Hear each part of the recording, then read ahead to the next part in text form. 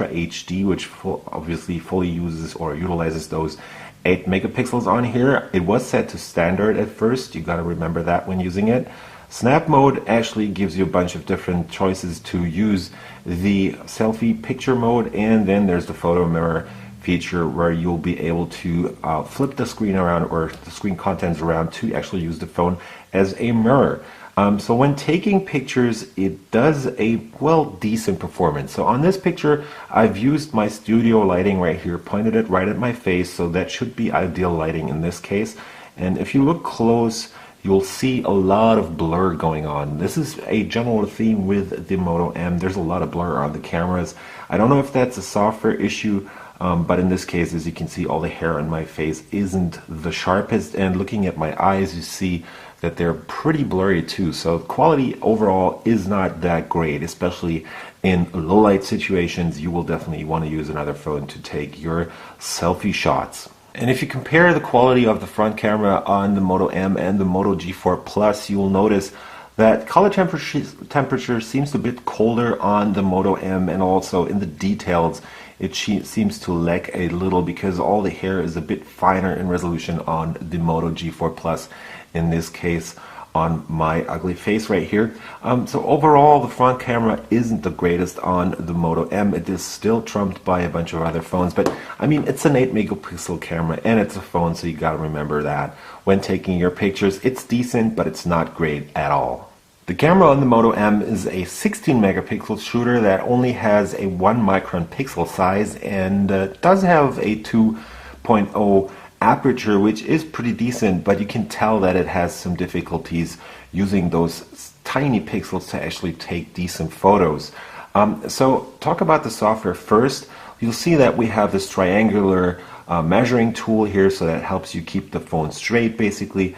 Focus seems to be pretty decent. It's not the fastest. It is face detection autofocus, so there's no laser autofocus on this device, but it's still pretty good. It's pretty quick actually for a device at this price point, so it takes just under a second for the device to focus, but there's a bunch of times when it definitely is having a hard time focusing, especially as soon as the light tends to fade away a little.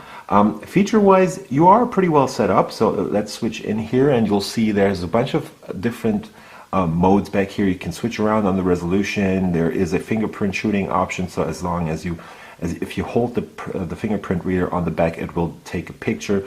There's the snapping mode, so you'll have to set up the touch timer, or you can set up a timer. It even recognizes smiles and takes a picture. You can switch to white balance, or you can switch the white balance. You can switch around on the ISO. You can turn on and off the leveling stuff that I showed you, and you have a bunch of different settings for the grid right there. The video resolution only goes up to full HD. I tend to think that's enough. Video quality isn't the greatest. It basically has the same problems as the regular camera part of the device. There's a bunch of other options, which is pretty nice, is the fact that you can turn off the snap sound, which isn't the most common thing. Well, at least there's a bunch of different manufacturers that do not have this feature. You can use the power buttons to zoom and start sounds, or you can even capture using those buttons. Let's go back out again, because you have a Pro mode down here. So if you pick this menu, you can actually switch to the Pro mode, and that gives you a bunch of options to play around with aperture, ISO, timing and stuff. So yeah, I mean, there's a bunch of options you can use on this device. You can set the focus manually, switch around on the white balance and stuff. So there's a bunch of Pro mode features in here, so those work pretty well. There is HDR on this device, if I could only find it. Let me just quickly go back to the regular camera mode. So there's your HDR stuff. It does tend to blur the photos a bit more than is definitely necessary.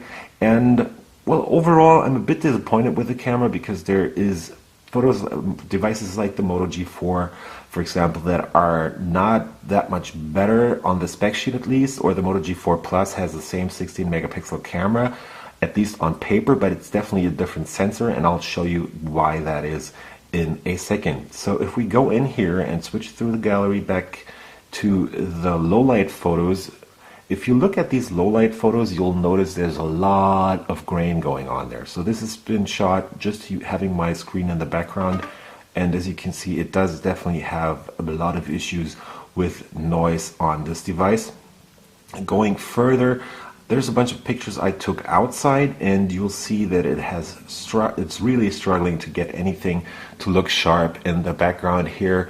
Looking at all the writing over there, that's totally blurry, and the stuff, this is actually the area I focused on.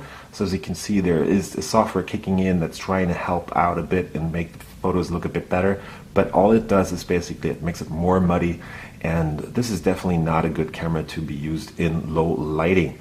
Let's go further back and try and find a bunch of shots I took in the sun. So this has been this afternoon. I have to admit, Germany or Berlin doesn't get much light these days because it's winter over here, and yes, it's mostly dark. So this is actually a very famous mosaic that is on a building in the city center, and usually you would be able to see all these tiny tiles that they've used on there to build this. And as this is a 16 megapixel camera and this is used in the sun, I mean the sun is strictly straight shining onto that building right there. I'm very disappointed with the image quality on this device actually, because the software actually makes it all muddy in this case. Looking at stuff that is a bit worsely lit, you'll see this does turn out pretty well actually. It's more of a contrast thing going on here, so the lines are a bit blurred out, and overall again muddy, but still this is a photo which is not that common on this device that did turn out not too bad. Looking at this photo taken in a supermarket, I noticed that it tends to darken the photos. This has been very well lit actually, but if you look at the photo right here, it has toned it down quite a lot. And again, the software is kicking in heavily, at least on the picture part of this can right here. So over here, it's all muddy, and the font actually comes out pretty nice. The contrast on the font seems pretty nice. Color-wise, color reproduction isn't the best. It tends to be a bit warm. It switches a lot, around a lot. So the quality could definitely be better. This is another picture from the supermarket. Again, super well lit area, but again, it looks a bit dull and a bit like darkened after. I'll give you a comparison to the Moto G4 Plus in a second. And overall, the camera really seems to struggle with sharpness at a certain distance. So there's only a certain area where the device actually is able to take really kind of sharp shots. Overall, the photos are really not that great at all. I have to admit, I'm coming from a high-end phone, in this case the Huawei Mate 9. This is the Christmas tree in the shopping center there. Over here we have some pretty decent detail on those tree parts there. It looks pretty much okay, at least considering the fact of this being in a shopping center where the lighting doesn't tend to be this great. Looking at this machine at the train station I was at earlier, you'll see that this area right here is actually where I focused, and again it is pretty muddy and it has some serious issues taking decent photos. And on here on this metal part, you'll see that the software is really wrecking the photo basically, and they're kicking in some heavy algorithm stuff going on there that definitely doesn't help making this picture any better at all. This is a photo taken out in the sun just to try to get this font right. This has been about 1.5 meters away from this piece of stone on the wall basically, and again it's very muddy in this case, and the software really doesn't do a good job of keeping these photos in any way usable. Looking at this graffiti, again, same problem. It's all a bit mushed and muddied by the software, I hope, at least, because I'm just really hoping for the international ROM to be a bit better. This has been this afternoon in my city right here in Berlin, and again, same stuff going on back here. This whole tree is just one massive blob of blur and not really a good picture at all. And I've really tried to make the device kind of like at least try and get some good points out of it. And again, looking at this number plate back here, it's all just a huge mess of really not a good quality. I'll give you a comparison about this. So keep in mind those photos I just showed you, and let me get the Moto M out. Just open up the gallery, move past the selfie shots here. And this is a low light shot taken on the Moto M. Let me just try and get this bigger to give you a bit of a comparison here. So this looks a bit more or a bit less blurred. So overall the pixelation is just not there. The software is making a much more smooth picture looking at the Moto M that all was very crisply. There was a lot of pixels going on and there's a lot of artifacts to be seen there. It's still not a great photo. I mean, this is just a 5 megapixel camera in this case.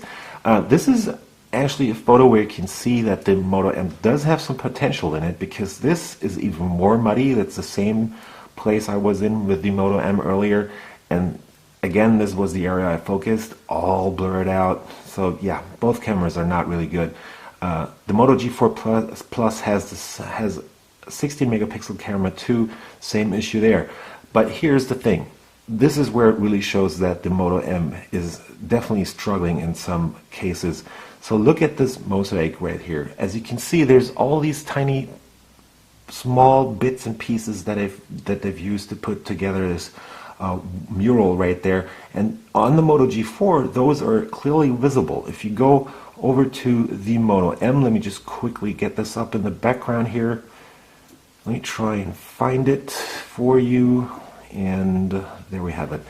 So looking at these shots side by side, let me just quickly get this close up. And as you can see, the Moto M is all a big mess, while the Moto G4 Plus is definitely capable of having you, or letting you see some of this stuff that's used on the wall there.